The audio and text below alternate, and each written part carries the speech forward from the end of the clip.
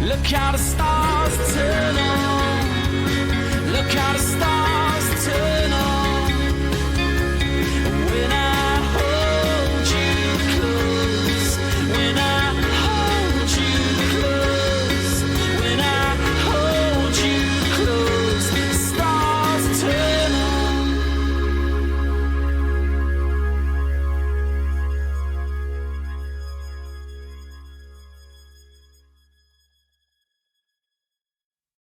Hello and welcome to Season 4, Episode 13 of the Press Box in association with the unit.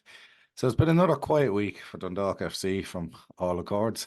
So since our last episode, we've had 10 match bans, open letters, off-the-field departures, endless rumours and a small matter of a 4-1 away defeat to Waterford on Friday. So in this show, we're going to try unpack all that, but firstly, we were literally just talking off here. Can you remember anything like this week? We were talking about whether it was the 10-match ban, and all of a sudden there was the Flares email. Like, I can't even remember that coming out for all the stuff that happened last week. Like, and this week as well. Like, it's just madness. Like, I don't know where you want to start, but I'll let you go first. Yeah, it's rarely dull following Dundalk or covering Dundalk or whatever in terms of there's never that much away from it. I kind of wrote about this week that, like, I think I said that if some of the stuff over recent years, months, even the last week was in a episode of Dream Team or Ted Lasso or some sitcom or whatever that's loosely based around football, it'd probably be binned because no one would buy it and believe it. But unfortunately, this is real life. All of this did happen, and yeah, just as we were sort of, I'm not saying we do endless prep for this, but it was like, yeah, we better. What actually happened in the last week, and things like even the ban for Shelby, as you mentioned, it just feels like it was about 3 weeks ago or something. It just feels so long ago, but like, I think there's so much to sort of, as you said, there's so much to sort of unpack. But like, I think maybe the best thing is, I know we've a few questions, so maybe it's best to go through them. Just to give a shout out to Malone Financial Services, who of course sort of sponsored that section for us. But I think maybe that's the best thing because it kind of covers a lot of the topics, and then anything we miss out on, we can come back to at the end. Right. Hugh McCardle said, opinions on the 1903 not consulting with its members before issuing that letter. With the constant rumour mill and now the Shedside Army threatening action against the club, is there too much hysteria even around the club? Relegation shouldn't be blamed on Brian Ainscough. He's at least trying to get things right off the field. I'll let you take that one. Yeah.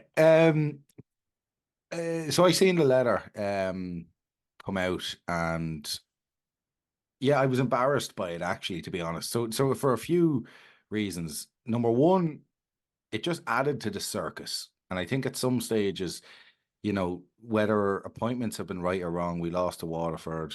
There is obviously the issues in the background with I can't even remember his name, Gartland.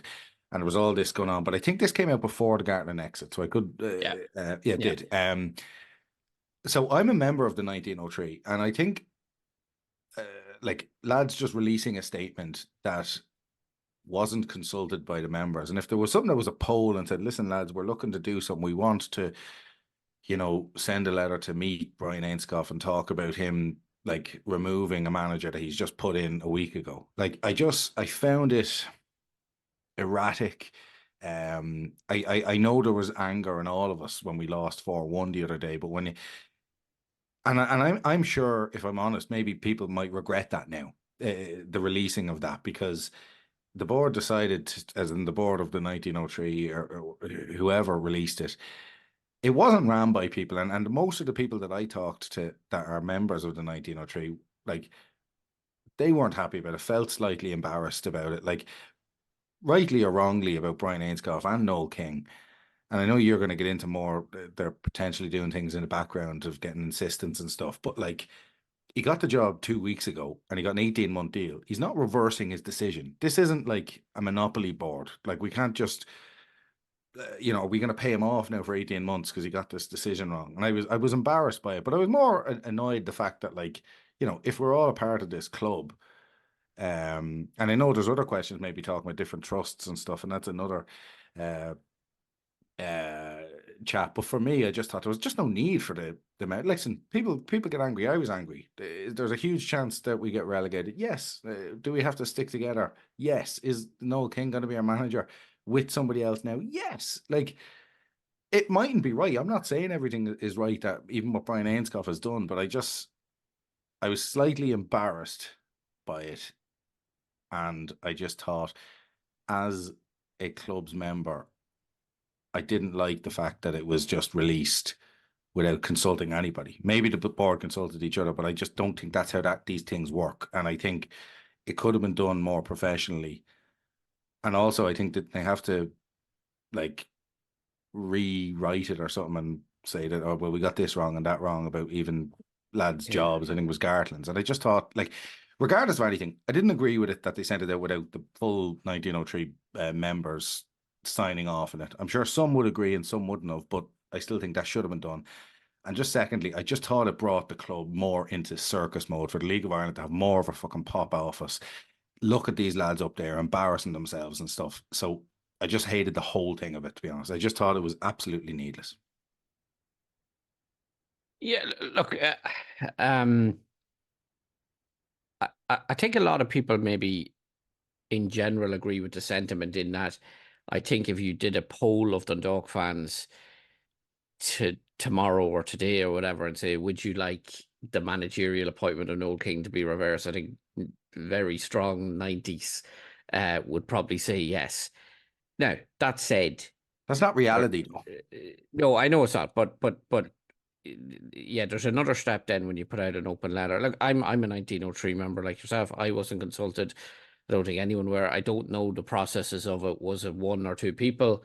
Was it the committee? And maybe that's something they have to answer in time or whatever. I thought it was ironically. So I shared it myself on social when it was released, because it is, once it's done, it's newsworthy whether you agree with it or not. But I think it was the Bose fan, Killian M2 as he's known on Twitter, made it, which I thought was a valid point, where, you know, Brian Ainscough is on Twitter, he's easily accessible, and usually open letters they're further down in the sort of, you know, nuclear option, shall we say. Like, I mean, Brian is accessible in terms of, I'm sure if you, like, I had to contact Brian literally the next day because obviously the news of Brian Gartland's departure broke, and I had to message him just to say, can you comment on it? And he chose not to, but he at least acknowledged the message to get back to do it. So, I mean, had they wanted to make their point on behalf of supporters, maybe firstly reaching out to Brian or even one of the local staff to arrange something with him would have been the first option. And obviously, if he stonewalls you or whatever, that's different. Then I suppose you maybe have to do the likes of open letters or public statements or whatever else. But as a first step, I think it was probably a little unnecessarily, you know, and didn't maybe help. Like, I mean, unbeknownst to maybe those behind it, I suppose at the time, like there was things happening where there was attempts from certain people to get new management in, and you know, I had spoken to Brian actually the Friday prior to that, so 8 days, I suppose, from the statement, and one of the things he mentioned was investment, and does it harm that? I don't know, but yeah, like, and I know, listen, you know, it took a bit of criticism from certain quarters for not asking questions, pot kettled and all that maybe, but like, you know, in relation to the managerial appointment, what I would say is, like, it had started okay in terms of, right, you could make your mind up of who was actually pulling the strings or whatever, but it's very hard to be overly critical when a new man comes in and takes wins his first game in charge and then takes a pretty decent point against League leaders. the league leaders in his next game. So I mean, and this wasn't, for the record, a sort of sit down arranged thing where you can go in a bit more depth. It was kind of end of a game. For context, Noel King was sort of waiting in the wings to speak to Brian as we were finishing and stuff like that. So it was a brief sort of catch up to get, but I mean, I don't believe that Brian Ainscough is going to ignore the fans necessarily. He's obviously not in the country at the moment, but be it me, be it another media outlet, be it a fan group, be it whatever, I think he will talk about the wider picture things probably in a lot more detail going forward. But yeah, at least requesting that maybe would have been, because look, whether you agree with the managerial appointment or the direction the club's going in or not, if you put yourself in Brian Ainscough's shoes when something like that's kind of thrown at you, so bear in mind that I think this came out roughly around lunchtime, because I was, and I say roughly around lunchtime because I was queuing to get something to eat when it came out, but with time differences, he's waking up to that probably in Boston, and if I was in his shoes, you're probably saying, "Well, Jesus, like F them or whatever."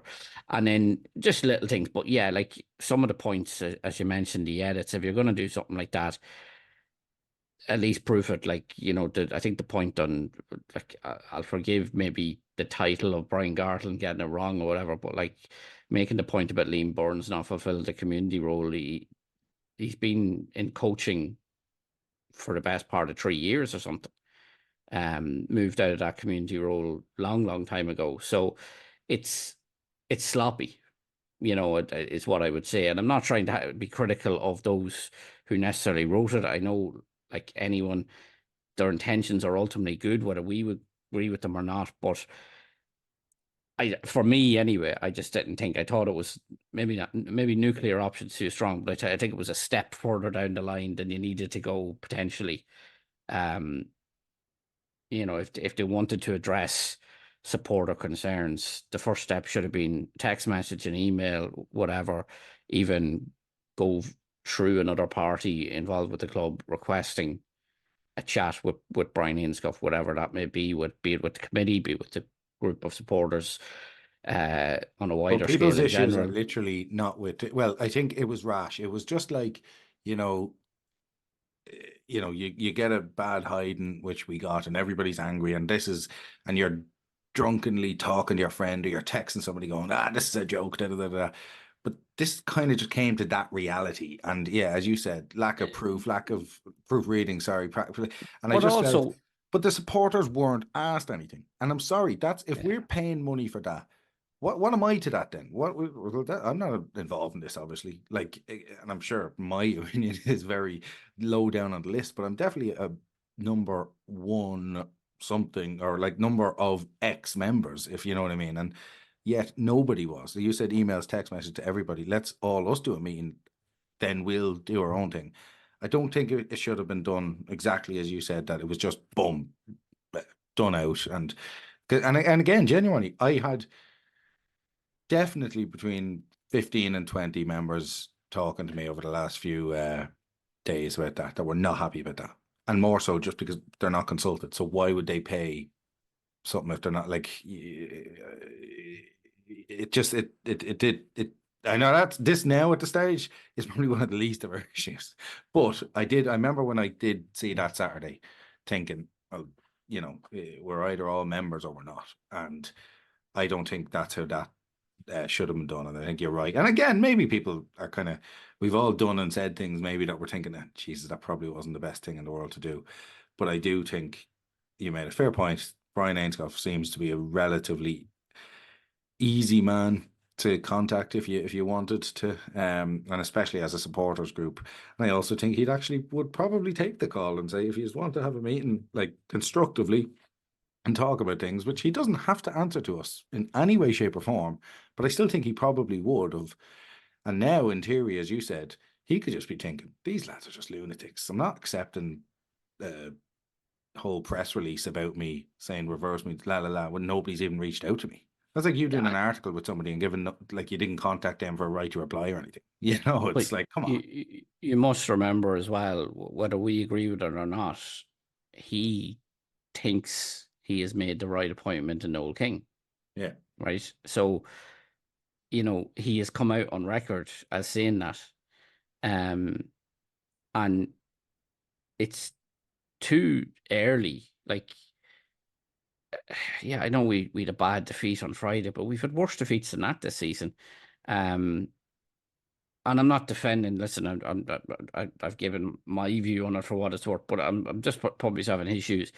He thinks he's appointed the right man, and whether we agree, disagree, and I think most disagree with it, which they're entitled to a viewpoint, he's gonna back him for longer than a 4-match period, which is like, I know it was a bad week. Let's be honest. I went into the draw of the game the previous Monday thinking there's something happening here where we've a good chance of getting out of this, and I think most people sort of had that general view.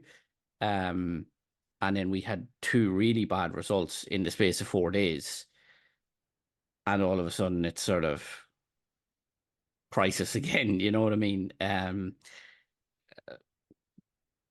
I get the emotions of fans when things like that happen. It's not ideal. It's not great. The right to worry, etc. But if you sacked every manager for 2 bad results in the space of 4 days, you'd be going through a lot of managers. And yeah, look, he's given an 18-month contract out. I don't recall. I remember, was it Robert Yarney lasted about 3 or 4 days at Coventry way back in the day or something, but like I don't ever recall a manager lasting less than a month. The Dutch fella at Palace a few years ago, what was his name? Oh, De Boer, yeah. De Boer, Yeah. yeah. Well, to be fair, I think he had a shocking run, to be fair. Whereas like Noel King, like, and if you could get into the nitty gritty of, was it Brian Gartland and Liam Burns pulling strings or whatever, right? But like, in theory, on paper, his probably points per game is a little better than what Stephen O'Donnell had. So, Yeah. like, it's unfortunate that 2 of the defeats this week probably came against, let's be honest, the Louth Derby was, I know we discussed that last week, but the Louth Derby was pretty important just because they were the team directly above us, and even Waterford, they're the last into the, and I mean that no disrespect to them, but it's just facts, they're the last into the league, and usually the last team in is deemed that team that are, that take probably 9th place at the start of the season and take their chances in a playoff at staying up and look to build on it. As it transpires, they themselves had 3 wins in a week, and they're in the European places, 3 points off the champions right now, 6 points off Shelbourne, who to play this weekend. So it's a mad out league, and if you can, and I say this for anyone, if you can put 3 wins together in the space of 7 days, it massively changes the complexion of everything, and that would go for us as well. Now, we're probably not likely to get 3 wins in 7 days anytime soon, but get the first one and try and get the second one. So it's it is that sort of league at the moment, unfortunately, as well. All right, so Stephen Todd then said, is there any appetite for supporters coming together to re-establish the trust? I don't think so. And I seen, I think it was Dean Arrowsmith had raised this on Twitter or whatever during the week. And I know it's well intentioned and all that, but I don't know. I this has been tried before, and you might get an initial aims of, I'll get involved or whatever, and it kind of peters out. And listen, I'm as guilty of this as anyone, but like, we probably have a very entitled support base in that, and I think Brendan Ogle said it well when he kind of more or less established the 1903. We were happy during the sort of golden Kenny days to sit back and enjoy all the success, but not actually do anything to build on it. Not do the community work, the fundraise, and whatever else. even government, but the rainy day fund, there was none of that. And I just don't know if that's there. I think there's a lot of really, really good supporters, don't get me wrong, a lot of very dedicated supporters, but I don't know, there's too many splits or something. There's, walking around this town, I think a lot of people have an interest in it, and I'm sure you're the same, like you're in business, you're chatting to people every day. The amount of people who used to go to Oriel, for me is amazing. Like, and if you could harness, like, whether we like it or not, with the second lowest attendance in the league, we might just, call ourselves a football town or whatever. And it is a great town. I don't want to take that away, but we're struggling to. I don't off the top of my head, I don't think we've had 3,000 through the gates for any game this season. So where are you suddenly getting enough to make a trust work? I'd love to be proven wrong on that, because I think the benefits of a trust are huge, but I don't know, we don't have that drive or leadership or organization or whatever that say Sligo have. Sligo have it brilliantly. And I don't mean this in any disrespect to people who were involved in the past, but maybe the wrong people were involved in the past, like, because you need a certain type of character and skill set and drive or whatever to make something like that work.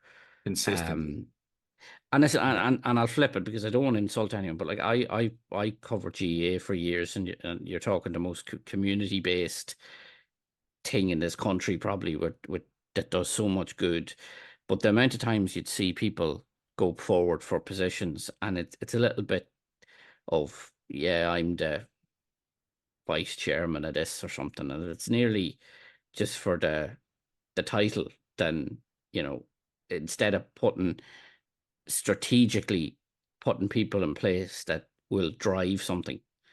And you'll find with the GA, the people have that sort of, spearhead figures, but certainly quite often needs a very good leader. Can often be the difference between something being successful or failure. So someone needs to drive it. And when you put that in Dundalk FC context, we had great individuals down through the years. If you go through the Enda McGuills, you could go back through different people, even Des Dennings, of the world, who worked tirelessly and not always in easy circumstances. And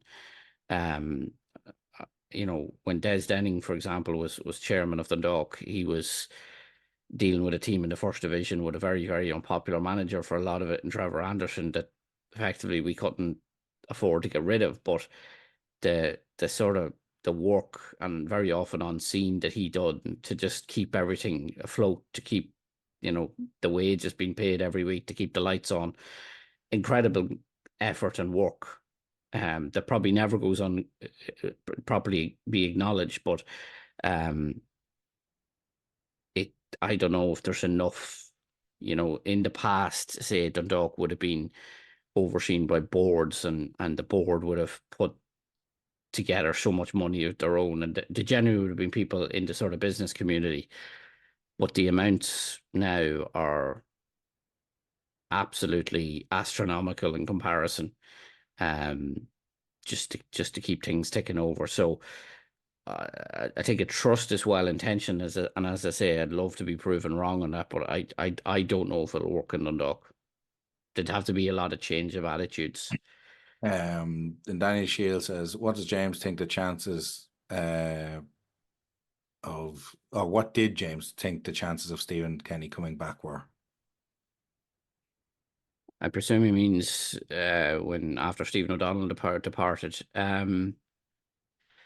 Well, like I've said before, Stephen was made a very good financial offer, etc., to come to Dundalk. He never actually officially rejected it.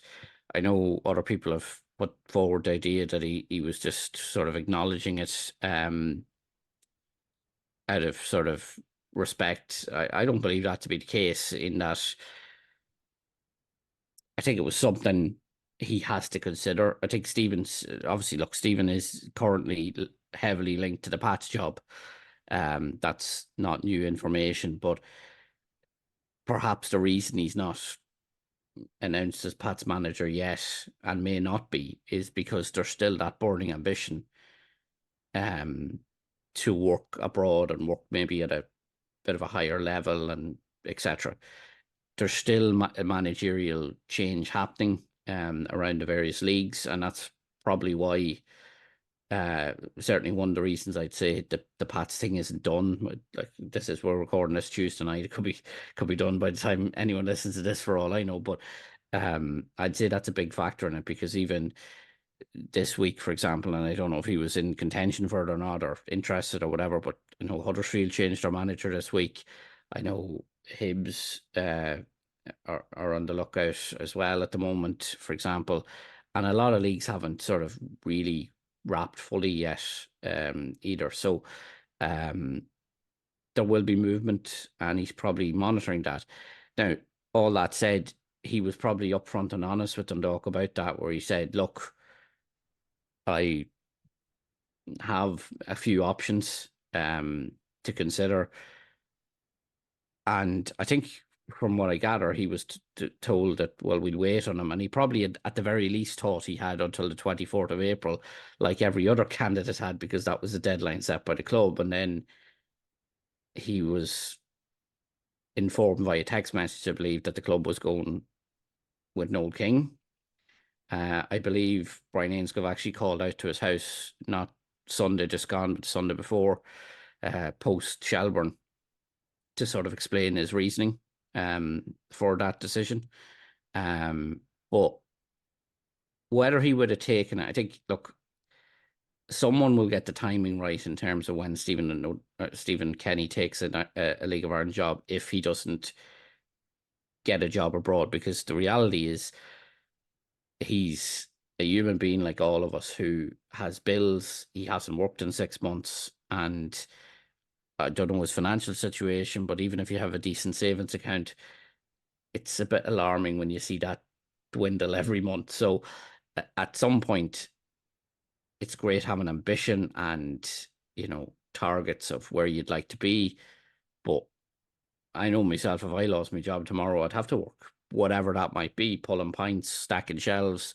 Then I don't expect to see Stephen Kenny putting groceries on the shelves at Tesco tomorrow. But if the dream of, say, managing abroad or in UK or whatever doesn't happen, he may have to take work. And I definitely think Dundalk was slightly attractive to him because it was good money. It was a local club. I'm sure, like, it must have been appealing. Like, let's be honest, his son is on the panel.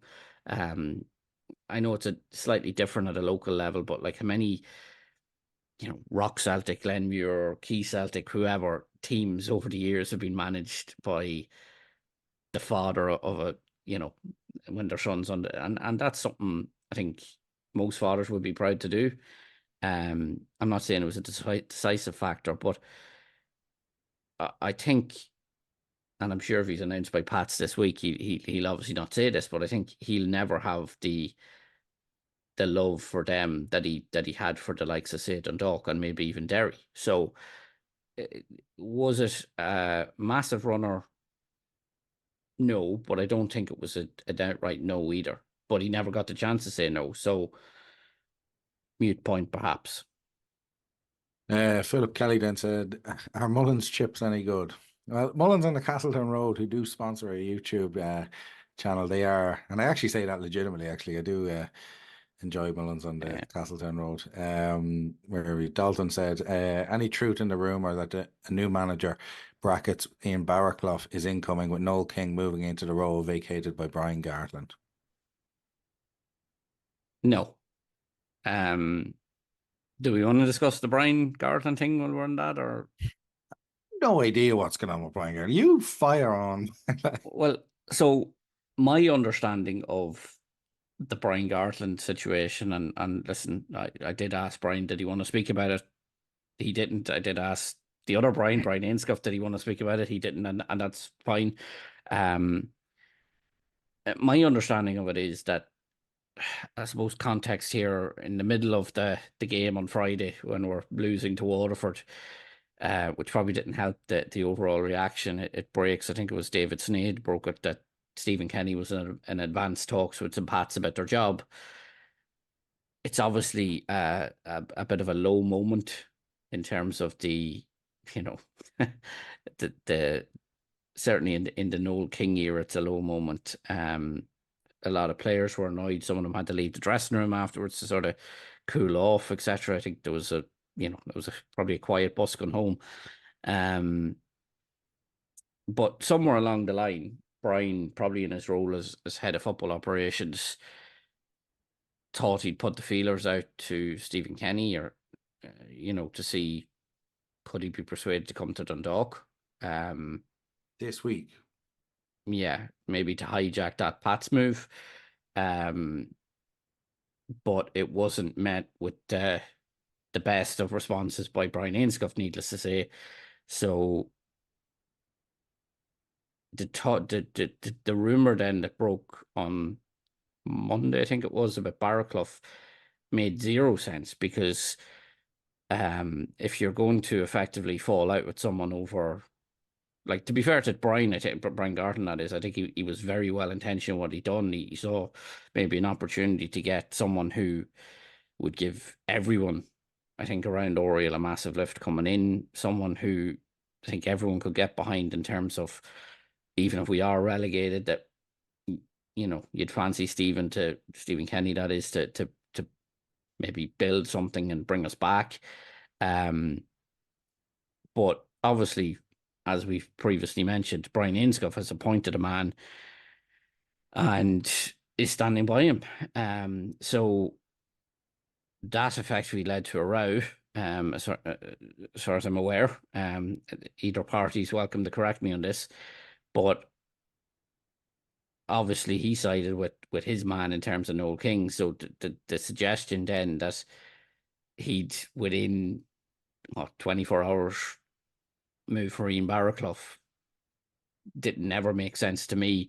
Now, Ian Barraclough was someone, I think, that ironically Brian Gardner had spoken to initially about the vacancy. Now, at the time, he was sort of still involved with Cheltenham, and we all know that the deadline didn't get there in the end, and things like that.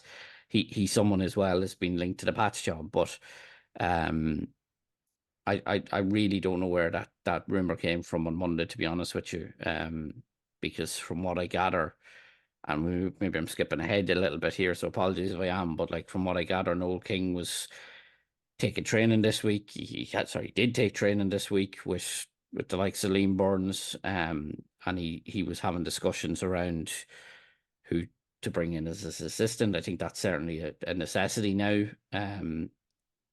I'm led to believe it's been offered to Liam Buckley. Whether he takes it or not remains to be seen. The other names have been bandied about as well, don't get me wrong, but that's sort of where that's at. But also part of the conversations this week was, obviously, we need to plan for the future in terms of, it's a big window coming up for us, perhaps bigger than anyone, and there will be players going out, but also there'll need to be players coming in. So those sort of general discussions were taking place. So from a on-the-ground perspective from Noel King, it's been business as usual this week, and planning ahead, not just for Shamrock Rovers on Friday. Jamie O'Hara then says, all the way from TalkSport, where's the investment that was mentioned recently? If Brian Ainscough slowly trying to eliminate the entire previous regime, or is he trying to slowly eliminate the entire previous regime? And if so, what's his master plan to keep the club afloat? It is a fair point with the investment. And again, listen, you know the stuff. I'm essentially kind of the guy asking questions on this podcast, but like,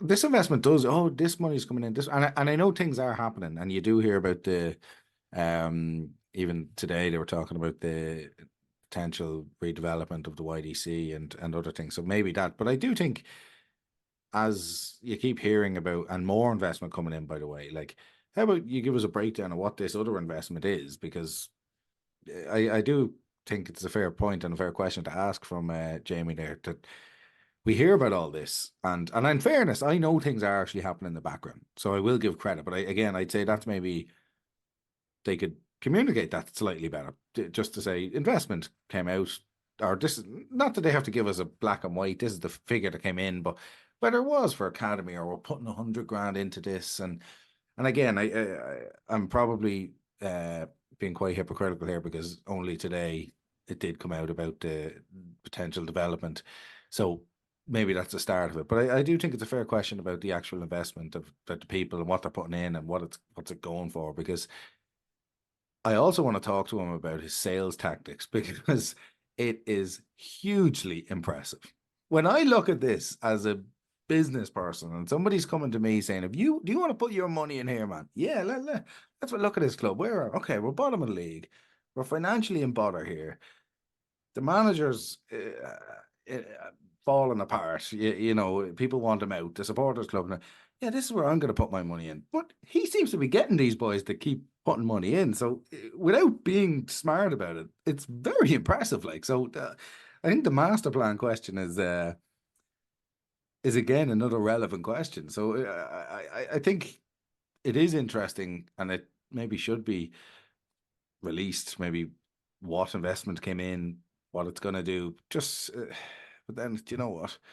He does own the club. I suppose he has every right to do what he wants as well. But again, I think it's another question, but he could probably knock that out of the park with a quick press release nearly on what it's going to do, because it's probably going to be towards something quite simple, actually. Yeah, so look, it's only, I mean, to give the man a bit of time, it's only literally last week's episode that we put out that he had secured 5 investors. Obviously, there's follow-up questions in relation to that. He did say, and I touched on it last week about, I think there's a big one potentially that they're trying to hook Dublin based that, you know, would be a serious acquisition. They're not probably all just there yet in terms of, like, there's, you know, yourself, like any deal. Like, I could tell you I'm buying a house tomorrow, but it could be 3 months down the line till I have the keys. To be fair to him, he did say when he came in, I think he said he'd have investors by February. And I remember saying at the time, maybe I think he was two weeks late with his deadline or something like that. But he did bring in the first 2. He's mentioned 5 already. I know they're working on another one. So it must be I'd pure imagine philanthropy, though, like pure philanthropy. Well, because let's not even go there. But like the point I'm making is that, like, you generally announce these things as one go, and to be fair, it's been a mad week. Like, let's be honest about this. It's been a mad week in terms of, like, putting out statements and etc. And time and place, like, around, you know, do you want, if I'm the investor, do I want my story on the site beside the story about the 10-game ban for racism, or do I want it beside the, you know, the club legend who's departed and fans probably giving jip on social media about it? So look, there's an element of you to time these things too, and I don't know necessarily where they're at 100%. There's undoubtedly, as you allude to, there's follow-up questions in terms of what it means. I did sort of touch on it with him last week, where he said, look, it will keep us certainly afloat for the next 18 months. And look, that was a general concern for me anyway. I can only speak for myself, because the levels of debt that was sort of left by the previous owners or regime, coupled with the fact that there's certain things that have to happen in relation to floodlights, in relation to pitches in the next ballpark 6 months or so, it was worrying as a Dundalk fan. So, you know, as much as he's taken flack for on the field, you know, appointments, I think it's been, as you alluded to there, it's been very impressive, certainly outsider looking in without knowing all the detail from an off the field perspective. So, and again, this is contextual of the, you know, you don't hear this in a piece, but like, when I spoke to Brian, it was literally a quick 5 minutes after the game. He was moving on. I had other stuff to do as well that night. I did speak to him about his plans in terms of just where he is.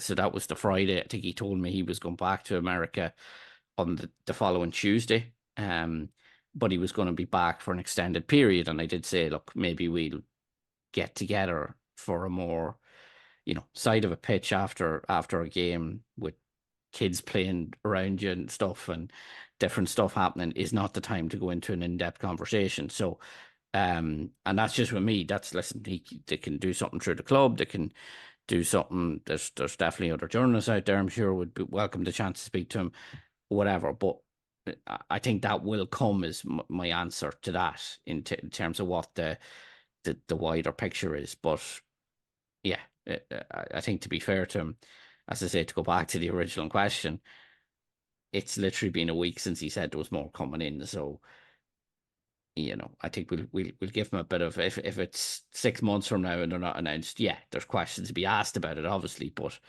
get to give him the benefit of the doubt for now. Rory Gilson says, "Why are we going back in time?" A sad indictment, but yeah, I see what he's saying. Kevin Mullen said, "Have you still got Bill's mobile?" I'm sure you do. I'm sure you do. I think I do, yeah. But we have a new owner now.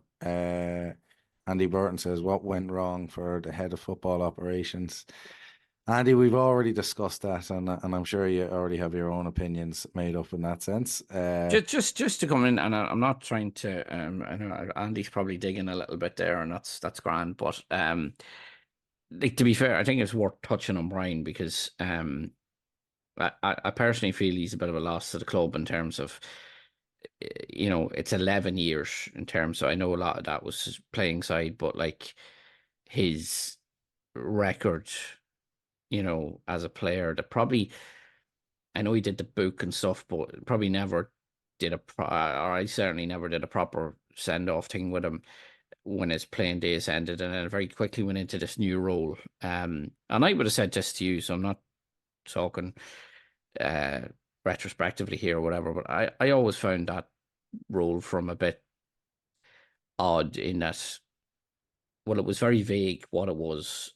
Still, if you said to me what Brian did, and I don't even mean what Brian did, but what that role necessarily entailed day to day. I know that certain parts of it, obviously contract negotiations, etc., but what exactly it entailed, I don't even know, and I'd like to consider myself a little bit closer to it than most people.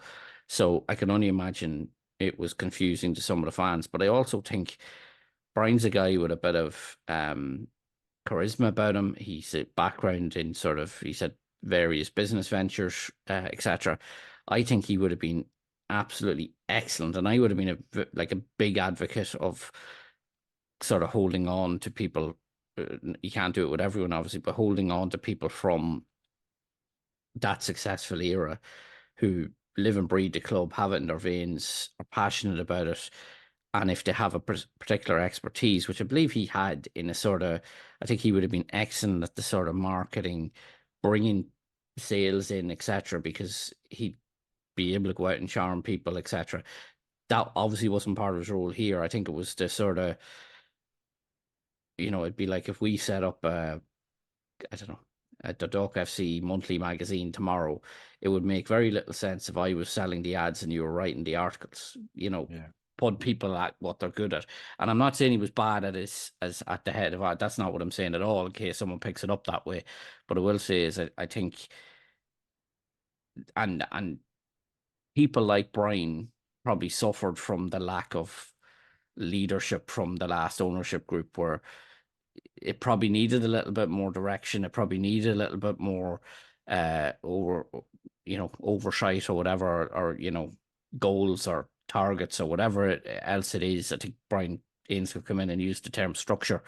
But I think it is sad to see Brian go, and genuinely wish him well in whatever comes next for him, because I do believe he has been a great servant for Dundalk. He's always been 100% to deal with from my perspective, but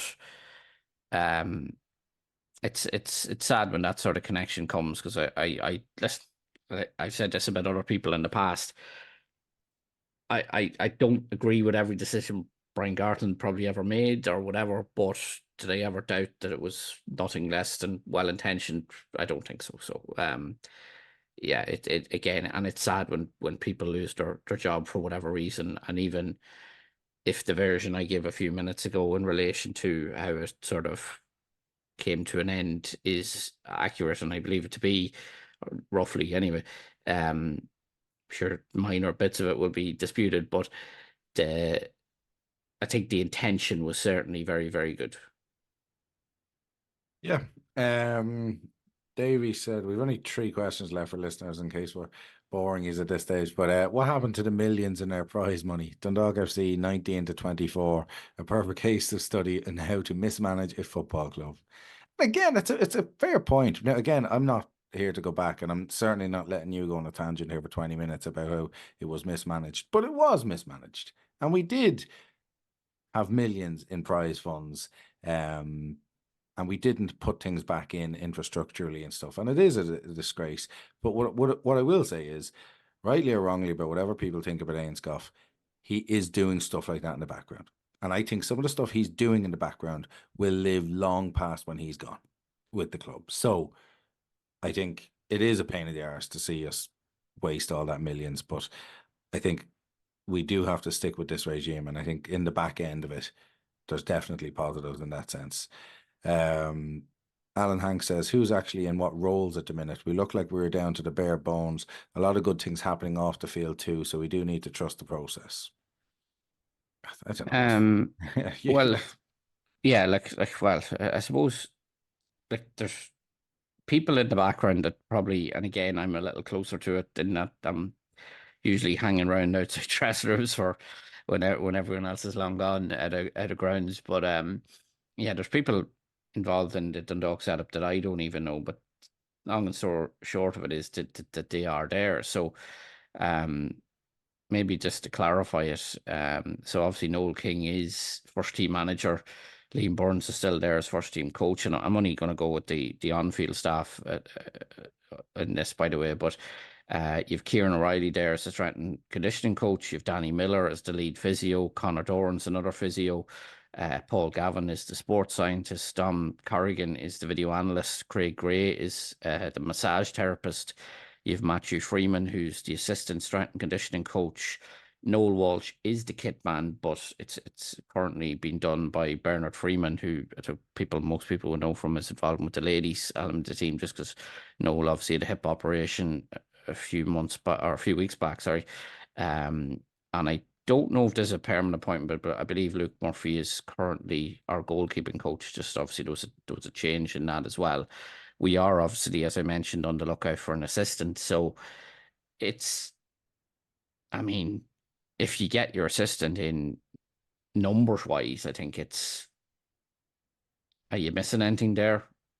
Like, and maybe there's like a lot of those guys are maybe young guys, probably, they're not high profile, like certainly our strength and conditioning coach definitely wouldn't be as maybe camera focused as people in the past in that role maybe were, but like they are there. Now you can rate abilities, whether someone's good, bad, indifferent. I don't know about most of them because it's not my expertise, but there is a backroom team there. And I think, even today, I know those names came out about the assistant. And again, to be fair to Brian, like, and I know this ultimately comes down to the Noel King appointment, but it's probably not Brian's decision who the assistant is. I think once you appoint a manager, it's down to the manager to appoint his assistant. Jesus, Liam Buckley took fucking Cork down last year. It is. We seem to be kind of living in the pensioners kind of road here. Like, and listen, Liam Buckley's also not been appointed yet. But if Noel King wants someone, that's again, as I always say, it's his prerogative. He's the man in charge, and it is ultimately where we're going. But definitely, when you look back at Buckley / Doolan's last few kind of appointments, and I was talking to somebody actually involved in Dundalk tonight, or not anymore actually, but and who knows a lot about football, and even he was saying, like, if it was the likes of Doolan, his run reported down was horrendous. And again, it was stuff he was enlightening me on, stuff I hadn't really actually looked into and stuff. And I remember saying that's his last kind of stuff, and maybe they're in different leagues and stuff. But even if you look at what Buckley did when he came into Cork, now it's only maybe an assistant, so maybe he can be of assistance in that sense. They still know their stuff, but But to be fair, Liam Buckley went into the Cork role as, I think, it mightn't director have of been this football or exact, yeah, something. effectively director of football. There may have been a sporting director, whatever different terminology is used, but he didn't go in there to manage it. It was, sometimes you go into a situation and you're not a loser straight away. Like, and like different people have different opinions, but just for example, a couple of weeks ago we were talking about, and people were throwing out different names about who's available as a manager following Stephen O'Donnell's appointment. But like Shane Keegan, for example, if Shane Keegan came in as your number 2, would you be happy? Like, as you pointed out at the time, done a very good job at Cove last year. He's taking teams down if you want to go that route, so fair enough. you can have, like, listen, the reality is, if you have long enough in football, you'll have a bad spell. And just to touch on it, like, if you look at it, like, Stephen O'Donnell couldn't buy a win with us, and he's now the number 2 at Bows. And I'd say if you ask most Bows fans, they're saying, geez, that's a good appointment. Yeah. So I get the age thing. I do. If it was my choice, I would say, right, if you're going to put in a slightly older manager, maybe go younger sort of assistant. And for what I think, Gary Cronin has been at least mentioned, if not one of the favourites. But like, that said, one of the sort of surprise packets of the season have been Galway United, who have 2 sort of, maybe not as old as ours, but older in terms of League of Ireland management, manager and assistant. So it's one of those things. It's an obvious talking point when things aren't going well, but if it works, it's wonderful. And I'm not taking away from the fact, like, we've had a horrendous, as I said, 4 days of results, but had we nicked a 2-1 win at Drogheda, it's a very different complexion. I know as John Gill used to say, if me auntie had balls, she'd be my uncle. I get that, don't get me wrong, but little things can change how things are viewed, that sort of sliding doors moment. So it's still very early. Like, I did speak to Noel after the game at Waterford, and I put it to him that, like, well, what do you say to the fans who say, well, you're not really doing much so far, that basically it's Brian and Liam running the show? And he says, well, it's time for me to get going. And he did acknowledge, he said, look, there was a period of assessment going on. I'm continuing to assess, but, I don't want a relegation on my CV or whatever. I think now that Brian Gartland's gone, and I wouldn't have wished it to be in this manner, that he's no choice but to step up, pick the team, make the, tactical decisions, whatever else. And look, football's funny. You go out and beat Rovers on Friday night, and he's a great fella, so we'll see. Yeah, there's actually, like, we will actually chat about the Rovers game now, but, like, even in topics, like, I'm just looking there, I was like, did we actually even cover everything? So you have your 4-1 loss in Waterford. I think that's just gone. Nobody needs to discuss that. The 1903 letter, yeah. Noel King, Gartland's departure, Barraclough rumours, Kenny to Pats. Like, we've done an awful amount, but we actually never referenced George Shelby's 10-game ban. Now, this is going to be a 1-minute conversation, because ultimately it was silly and needless. I get anger and I get all that. It was just pointless. And regardless, we've all been angry with refs and stuff, but it's just stupid. And you get a 10-game ban. That's life, yeah. You can't do that. So move on. That's my opinion. Yeah. I've no heed in talking about. I just think, you idiot. Bang. That's it. Move on. Like, they need to be better. Now, again, as somebody else said to me, it is this guy's proper first year, and so maybe you kind of think sometimes you're on an under-16s pitch kind of thing, but, like, that's not how the big boys league works. You can't go around saying stuff like that. So got a 10-game ban. Did I think it was like, I was blown away when I heard 10-game ban, but then when you actually think about it, you think, yeah, well, let's put some standards in, and that's something you can't do. Yeah, look, it surprised me, and funnily, last I'm going to say Monday or Tuesday, after the Drogheda game, I did get a text message to say, did he say this to the ref? And this is before the ban ever come out, and I sort of dismissed it in terms of uh not the severity of it, but you just kind of expected somewhere between 1 to 3, the standard. Um, Obviously can't condone it, but what I will say is, look, he's a young lad. He made a mistake. I don't think there's anything to be gained from sort of vilifying him or whatever. I'm sure he feels dreadful about it, because apart from anything else, this follows him around now for life. Because, like, if he goes to a club anywhere, Canada, China, wherever, back to the UK, if he applies for a job as, I don't know what his education background is or whatever, but if he goes to become an accountant, the minute you type George Shelby into Google now, the term racist is going to follow him around. So he has to live with that to a certain extent, and it's a costly mistake. I'm not defending it, but heat of the moment or whatever. Interesting as well, like, because I think most people, I'm not going to repeat it, but it was the use of the term Irish that obviously set you know the thing. And I'm not condoning that, because, look, I'm Irish myself or whatever, but like, like, as a point of just debate, like, and I'm just going to use Daryl Horgan because he's a ginger lad with a Galway accent who played 17 times for the Republic senior team, so he's very obviously Irish. If he said that, is it deemed racist? I don't know. Like, does the referee have to know your nationality to deem it racist? In terms, like, I went over, as you know, with a Scottish fan to the game in Waterford on Friday, and we were just talking about different players, and he didn't actually realise that Ed McGinty, for example, was Scottish born.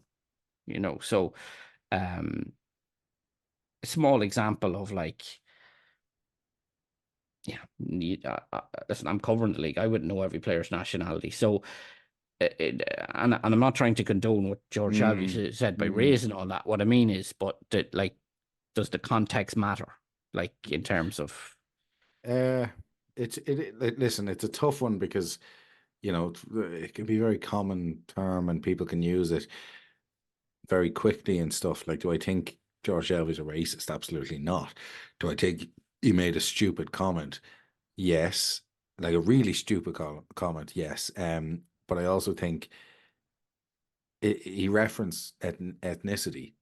So, like, if you turned around and went Scottish, Irish, English, Chinese, that's an insult to somebody's ethnicity, and that's it, black and white. That So again, do I think he's racist? No. Do I think it was a ill-advised, stupid thing that he said? Yes. And sadly, you just got to live with that. Well, like I say, he's paying for that now, and it'll last longer than the 10 games, But just to, look, and just, I know you wanted to gloss over there, but I think we should mention the game on Friday, just to some extent, because it did happen. But, like, it was just,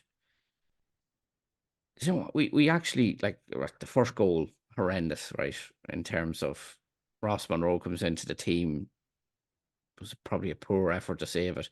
You're 1-0 down after 97 seconds.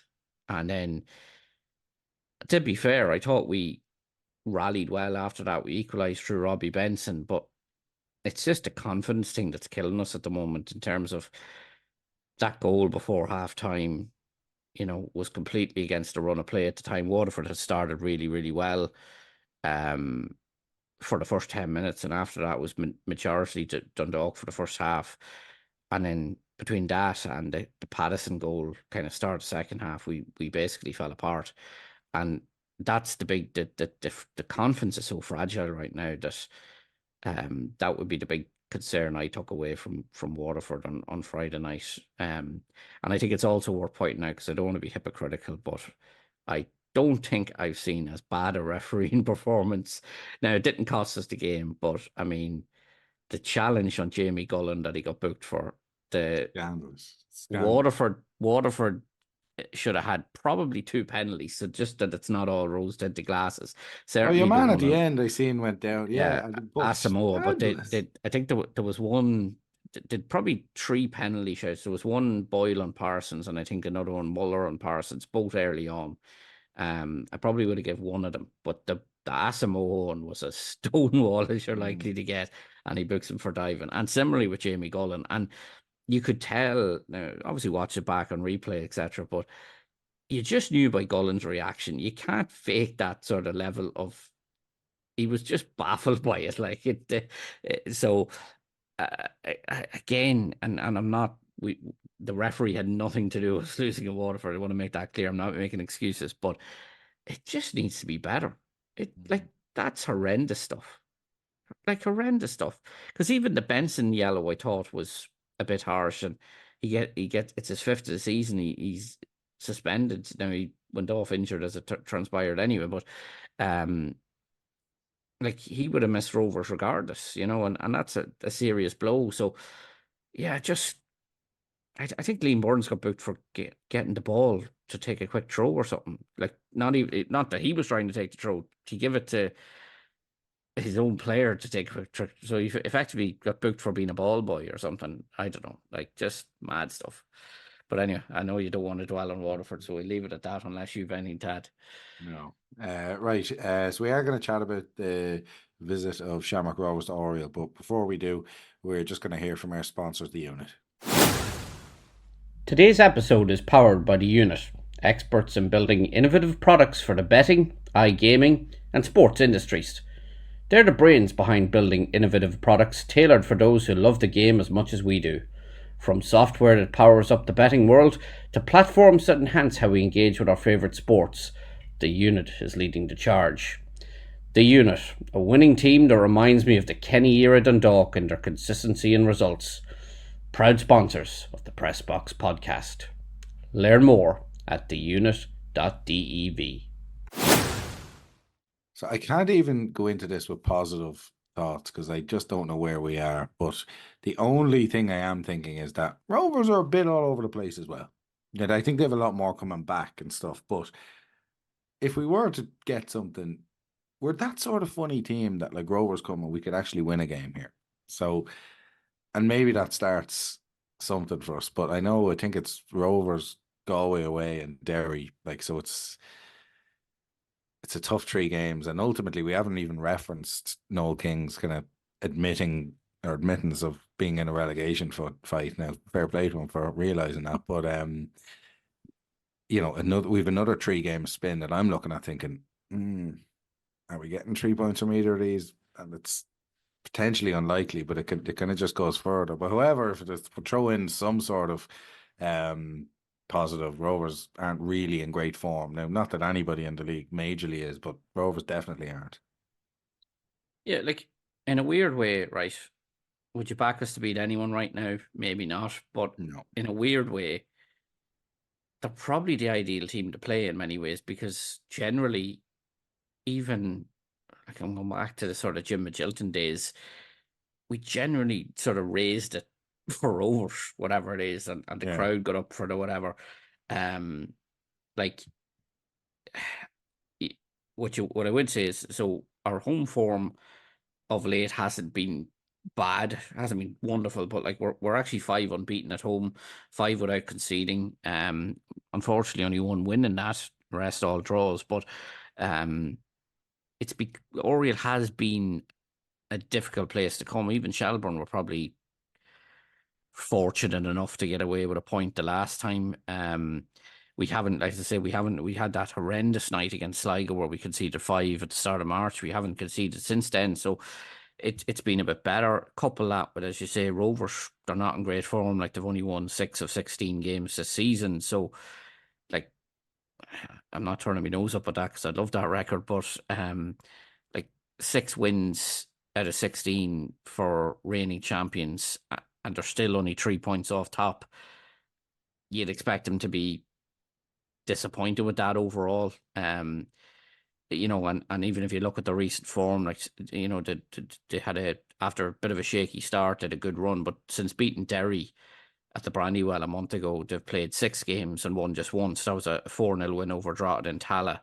Either side of that, the draws with Shells, Galway, Bows and Pats, as well as a 3-1 defeat at home to Waterford in Tala. So, as much as we were sort of giving out about our performance in Waterford, they'd done Rovers themselves just a few days earlier. So, they don't like coming to Oriel. That's just fact. I think in recent years they've had I think it's 5 wins from the last 26 visits. I think of the last 9 games at Oriel Park between the sides, Dundalk have won 6 of them. So I think their only real wins in that period where there was the 4-0 win in September 2020, but that was against a weakened Dundalk side who were preparing for Europa League playoff a few days later. And then there was a 4-0 win sort of March 2023, a night when Robbie Benson was sent off. That was their first win of last season. So, but those two sort of outliers aside, it hasn't been somewhere they've like coming to. And I think if you can get in their face, who knows? Because even you go back to the cup game last year where we grounded out with 10 men and stuff, they just don't like coming here. So I think the first goal in this one's crucial because as I say, I think we do have a bit of a confidence problem, but if we can get our noses in front or at least take the game to them, who knows? But I suppose my concern for Friday, and sorry that you come in on it, but it's just in relation to the centre midfield because Robbie Benson is I don't know his injury update, but he's definitely suspended anyway. Dara Keane's out for a few weeks with that groin problem he picked up, and Scott High has suffered a bad hamstring injury that could mean he's played his last game for us. So we're going into it sort of light in midfield options with probably only, I suppose, Paul Doyle and maybe Owen Ostenbrink of the recognised central midfielders. Maybe John Mountney can play in there and add a bit of steel. It's something we haven't seen yet, but like Louis Anstey does play a defensive midfield role for Gibraltar at times, and I don't think we've seen that in the Dundalk jersey, but maybe it's something that we might have to try out at some point. I know Hayden Muller's played in there at times, but yeah, not ideal to be losing High, Benson and Keane all together because, up until last week, High and Benson had been ever present, so and they haven't been bad for us, to be fair. So that would be just my one concern, one big concern anyway, just that area of the team, not just maybe with Rovers in mind, but over potentially the next few weeks. Yeah, again, it's a tough game anyway. They are league champions coming, and again, I think to lose the caliber of that, and again, it's a spinier team kind of to an extent. So, but again, I'm past the point of predicting anything here with Dundalk. Like, I honestly, if you said, what's your opinion? I'm like, I don't know. Maybe we win 5-0. Maybe we lose 5-0. Well, we definitely won't win 5-0, but I don't know. So we'll leave that with the lapse of the gods and hopefully something comes in. But before we do go, do you know what? I was actually laughing to myself. We obviously notes kind of before we go, but one of them has been that Darren Brownlee, obviously our centre back quality last year, has a new club signed for Cumnock Juniors, who plays in the West of Scotland Football League, the 6th tier. So that's a sort of dirt that we're signing. Like, so it's good to see. Hopefully our recruitment might get a bit better than that in the forthcoming July window.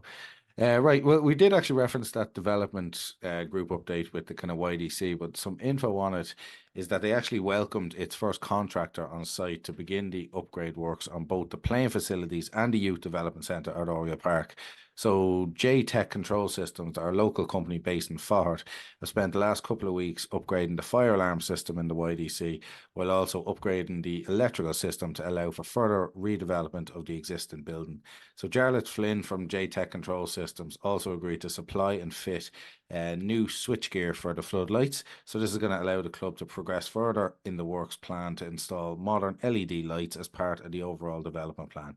So all of Jarlath's works was done voluntarily, which is quite a kind thing to do. So again, that's a short topic, but we referenced earlier, things are happening behind the scene, and maybe we just kind of have to maybe hit rock bottom before things move again and foundations are starting. But I think the likes of this sort of work and the other things that I know are happening behind the scenes is the stuff that Brian Ainscough is going to be remembered for more so. I suppose the other thing was last week, like honest to God, about 500 things happened in this club this week. So the Flares, a statement also got put out by the club about use of flare and pyrotechnics, with the club reminding people that they are strictly prohibited.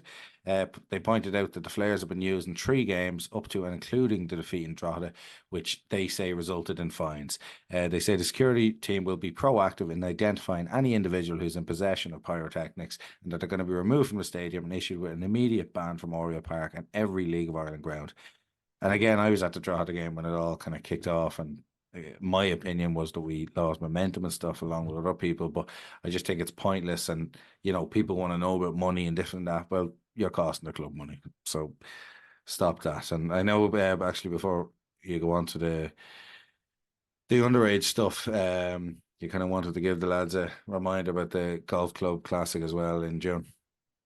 Yeah, just because I know we probably mention this every week about it coming up on the 20th of June to raise funds for the academy teams, but I know the tee times are filling up very quickly, so there's very limited space left. So if you are, I know you'd be a devil for this now in terms of sure, it'd be grand, we'll sign up the week before or whatever. You won't, because it will actually sell out. So if you want to play, by all means put your name down. There will be plenty of opportunity to come up on the day or whatever and enjoy it. Hopefully the weather's good or whatever. There's also tea sponsorships and things like that if you want to get involved and support it. So as I say, it's in a good cause for the underage stuff. I'm just trying to think if we've forgotten anything. Yeah, just a bit of transfer news, I suppose, because it kind of got lost and all. But now this may change, because obviously Brian Gartland was up until the weekend our head of football operation, but I believe we were kind of putting the feelers out to Bobby Burns at Glentoran, who was let go by them. And I seen Stephen Mallon has been just released as well by Cliftonville, who was obviously someone we had looked at the start of the year. I think we actually made a bid for him that wasn't accepted, but obviously anyone who's been at a club cannot play till July anyway, so it's not of immediate concern. But I do think we need reinforcements, and we're also going to lose a few boys to in theory as well. Yeah. Look, well, we probably lost Scott High already. I don't know what the story is with Kieran McGuckin, whether he seems to have fallen off the face of the earth. So there probably will need to be, but I think sometimes it can be no harm to get business done early if at all possible, because it gives, well, look, a new signing potentially gives the fans a lift. It gives the incoming player, I know he can't play till July, but at least he can get involved in training, get up to speed that way, etc. So there's benefits in that too. But yeah, just to, I suppose, move on to your favourite bit of the show, which is our underage update in association with Jerry McNamee Consultants. On Saturday, the men's under-20s had a 3-1 defeat at home to St Pat's, with Owen Kenny scoring for the Lilywhites from the spot. There was better news for the women's under-17s that day, as they beat neighbour Drogheda United 4-2, courtesy of a Jennifer Freeman penalty and a Macy Trainer double, either side of Anisha Smith goal. On Sunday then, the men's under-17s had a 5-1 defeat away to Shelbourne, with Keane Spate getting a late consolation for Thomas McShane's side. The men's under-14s were also beaten 3-2 away to Derry City, despite taking a 2-0 lead inside the opening half hour, courtesy of Adam Zivkovic's double. This Saturday, the men's under-20s travelled to face Bray Wanderers in a bottom-of-the-table clash, while on Sunday, the men's under-17s host Drogheda United in Oriel Park at 1:30. This will be followed by the women's under-19s, who are in action against Bows at 5. Right. For anybody that is still listening, we appreciate that you're still listening. So we will wrap it up there. Again, we're going to thank our main sponsors, the unit, and again, our associate sponsors, even Player Fit, Jerry McNamee Consultants, and Malone Financial Services. And again, anybody that listens on YouTube, if you can like, share, subscribe to it as well. It's sponsored by Mullins on the Castletown Road. So we're trying to get that going as well. So be sure to subscribe to the channel. So again, we are going to leave you to it. There's not much more to say. Quite the week for Dundalk FC, but hopefully we'll be chatting a bit more positively and there'll be a bit less news within the club next week. Talk to you then. Look how the stars